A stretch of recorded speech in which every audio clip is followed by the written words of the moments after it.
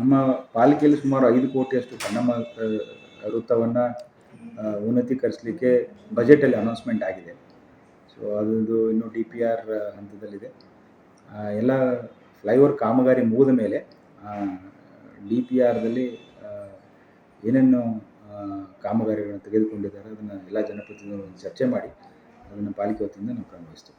Sir, Chennamma ಪುತ್ಥಳಿಯನ್ನು ಮೇಲೆತ್ತಬೇಕು ಅಥವಾ ಸ್ಥಳಾಂತರ ಮಾಡೋ ಕಾಮಗಾರಿ ವರದಿಯನ್ನು ತಮ್ಮ ಗಮನಕ್ಕಿದೆ ಮಹಾನಗರ ಪಾಲಿಕೆ?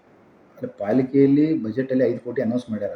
ಬಟ್ ಅದು ಇನ್ನೂ DPR ಮಾಡಬೇಕು, ಎಲ್ಲ ಜನಪ್ರತಿನಿಧಿಗಳ ಒಂದು ಸಭೆ ಮಾಡಬೇಕು, ಯಾವ ರೀತಿ ಮಾಡಬೇಕು ಅನ್ನೋದು ಚರ್ಚೆ ಅಂತಲ್ಲಿದೆ.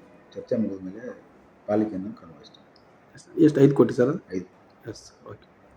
ಈಗ ನಾವು ಈ ಹಿಂದೆ ಚೆನ್ನಮ್ಮ ಸರ್ಕಲ್ ಅಂದರೆ ಉತ್ತರ ಕರ್ನಾಟಕ ಒಂದು ಪ್ರಸಿದ್ಧಿ. ಆ ಚೆನ್ನಮ್ಮ ಸರ್ಕಲ್ ಮಾಡಬೇಕಾದ್ರೆ ಚೆನ್ನಮ್ಮನ ಮೂರ್ತಿಗಳು ಸಾಕಷ್ಟು ಜನ ಹೋರಾಟ ಮಾಡೋರು.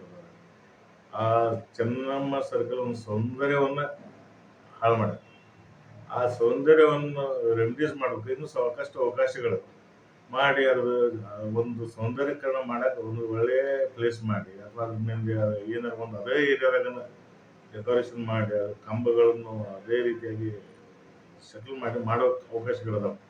ಈ ಚೆನ್ನಮ್ಮ ಸರ್ಕಲ್ ನೋಡ್ರಿ, ನಾವೆಲ್ಲ ಹಿಂದೆ ಸಿನಿಮಾ ಶೂಟಿಂಗ್ ಆಗ್ಯಾವು, ಸಾಕಷ್ಟು ಜನ ಒಂದು ಲ್ಯಾಂಡ್ಮಾರ್ಕ್ ಐತಿ. ಇವತ್ತು ಏನೋ ಒಂದು ಚೆನ್ನಮ್ಮ ಸರ್ಕಲ್ ನಾವು ಹೋಗಿದ್ವಿ ಮಾಡಿದ್ವಿ ಅಂತೇಳಿ ಗೊತ್ತಿಲ್ಲದ ಮನುಷ್ಯರು ಈ ಬಗ್ಗೆ ಒಂದು ಹಿಸ್ಟಾರಿಕಲ್ ಪ್ಲೇಸ್ ಅನ್ನೋಂಗೆ ವರ್ತನೆ ಮಾಡ್ತೀವಿ.